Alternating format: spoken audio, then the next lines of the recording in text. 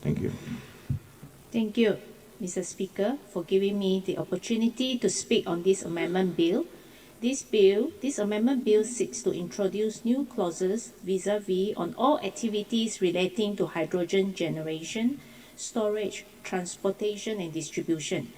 It is important to ensure that whatever policy and laws that Sarawak introduces in governing hydrogen activities should not just safeguard our future, but also for the sound economic development and safety of our people.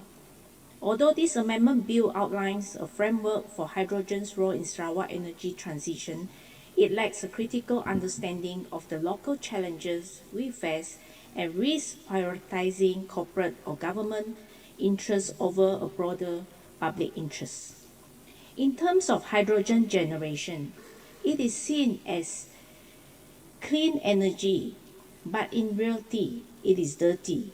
We must acknowledge the current realities that blue hydrogen, or what we call low carbon hydrogen, which is primarily produced through steam methane reforming, remains the most common method. This process relies on natural gas and generates substantial carbon emissions.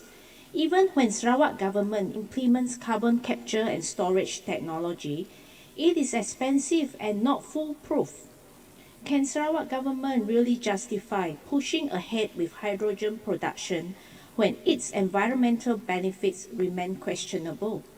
As we know, Sarawak is producing blue hydrogen through Hibiscus project, and SEDC is also in collaboration with Curve Hydrogen Incorporation to produce blue hydrogen.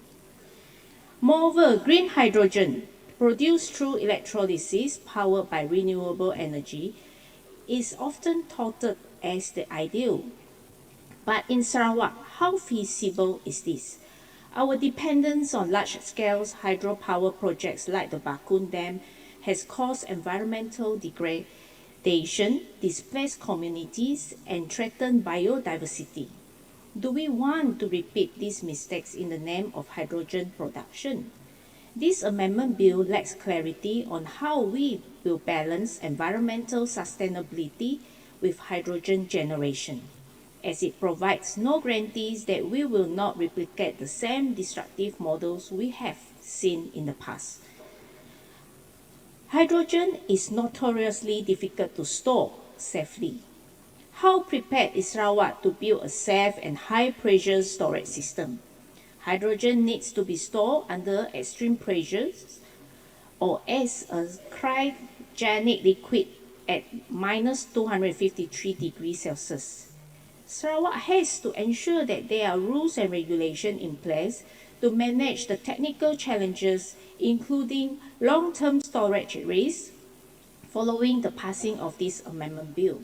As we know, hydrogen can embrittle metals over time, causing storage system to degrade and fail. As we prepare for the safety risks associated with hydrogen, are we prepared for the safety risks associated with hydrogen storage? A single hydrogen leak could cause catastrophic fires or explosions, especially in a region like Sarawak, where communities are often located near industrial sites. This is not just an environmental or economic issue, but a public safety concern. We need a more detailed plan, particularly regarding inspections, monitoring, and public safety protocols. This amendment bill is alarming vague on this issue, putting too much trust in private licensee without a stringent regulatory oversight mechanism. As hydrogen has a low energy density by volume, it needs to be either compressed or liquefied for transportation, both of which are costly and require complex infrastructure. In Sarawak, where the roads network is still developing, how practical it is to transport hydrogen safely over long distance. Moreover, the Sarawak government must consider the huge financial commitment to retrofit or build hydrogen-specific pipelines. Are we ready to invest in the infrastructure needed to safely transport hydrogen from production sites to all its designated areas.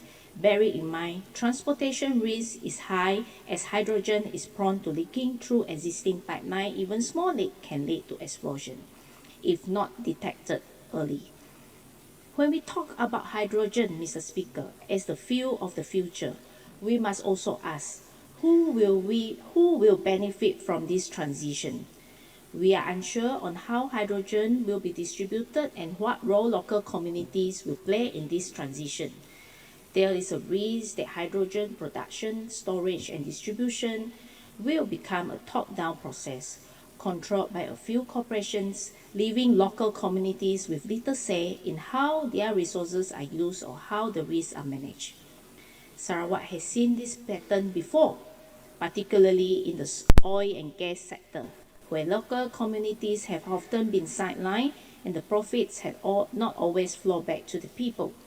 This amendment bill fails to provide any clear guarantees that hydrogen development will benefit the wider population or that local Sarawakian businesses and industry will have access to the hydrogen economy in a meaningful way. We need clear provisions for local content requirement, ensuring that Sarawak's own people and companies have a stake in this emerging industry. Tuan Speaker, I hope that the state government will take serious considerations to the points which I have raised, and with that, I conclude.